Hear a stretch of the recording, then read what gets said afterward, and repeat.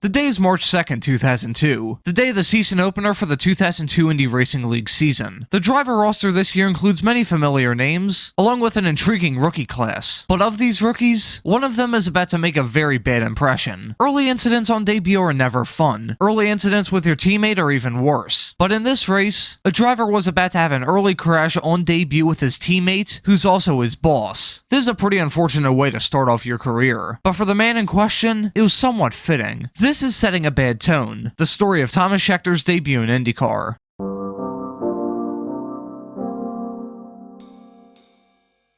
To start the story off, let's go back to 2001. At the time, Scheckter was racing in the Euro Open Series, what would later become the now defunct Formula Renault 3.5 Series. Scheckter finished runner-up in series points that year, but things weren't all smooth sailing. Scheckter entered 2001 with a test and development driver deal with the Jaguar Formula 1 team, but in early May he was cut by the team after getting caught curb crawling, essentially eyeing out prostitutes around the team's headquarters in Milton Keynes. Even after finishing runner-up in the Euro Open Series, things were fastly fizzling out in Europe, so for 2002, Scheckter would move over to the world of IndyCar. For the 02 season, Scheckter signed on to drive the number 52 for Red Bull Cheever Racing. It was the first time that the Cheever team had ran a second car full-time, although they had gotten close with Robbie Unser back in 1998, who ran all but 3 races in the number 52 that year. Being the son of an F1 world champion made Thomas a bit of a center of attention coming into the new year. However, with the greatest attention on him, he had a strange debut. Scheckter was really impressive throughout practice and qualifying, with Scheckter even out-qualifying his veteran teammate. He'd line up for the race in a mightily impressive third, only starting behind the reigning series champion Sam Hornish Jr. and reigning Indy 500 winner Helio Castroneves. Things were looking very promising, but less than 4 laps into the race, things went to hell in a handbasket. Scheckter had a pretty bad start, dropping from 3rd to 6th by the halfway mark of lap 3. Going into turn 3 on lap 3, Joe DeFerrin went for the dive on Eddie Cheever, and forced Cheever a little bit wide. Scheckter behind saw the gap and saw an opportunity. He went for the move and ended in disaster. Concerned that they might be the problem. Instead, it's the veteran Cheever. Here it is.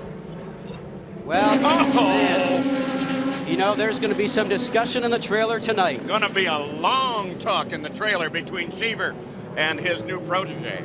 It was a really stupid move, and was always going to turn out badly. It was even more of a stupid move when he realized that he did this on lap 3 of a 200-lap race. There was no discernible reason to go for a move like that so early on, and even if he didn't take out his teammate and team owner in the process, it still would have been a bad move. In his interview after the crash, Cheever was pretty damn unhappy with his driver. Let's go to Gary Gerald. Eddie Cheever released from the hospital. Obviously, you're all right. What happened on the track? Did you get pushed off the groove? No, my teammate hit me from behind. DeFerrin passed. I filtered him behind him, and he just came in too deep. We talked about this the whole weekend. Take your time. Make sure there's room in the pass. I would be just as angry right now if he had hit somebody else on the track. It was uncalled for, stupid, and right now I'm so angry I'm beside myself. That's Eddie Cheever.